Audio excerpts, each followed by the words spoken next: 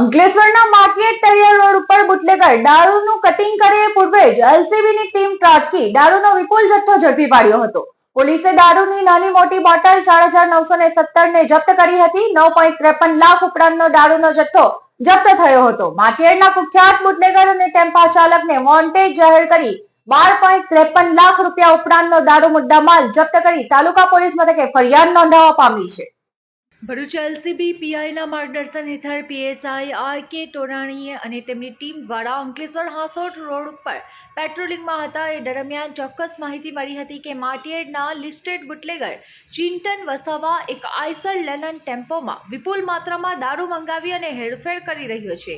માટીએડ તળિયા રોડ ઉપર હાલ ટેમ્પો છે. જે આ માહિતીના આધારે વહેલી પરોઢે 5:30 વાગ્યાના અરસામાં નર્મદા કિનારેના માટીએડ તળિયા માર્ગ ઉપર સર્ચ ઓપરેશન હાથ ધરાયું હતું.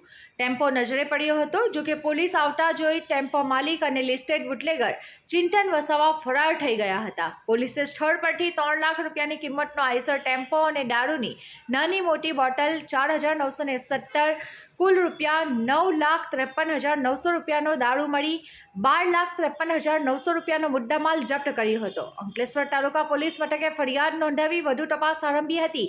તેમજ ચિંતન વસાવા અને ટેમ્પો ચાલકને વોન્ટેડ જાહેર કરી તેમના ધરપકડના ચક્રો ગતિમાન કર્યા હતા.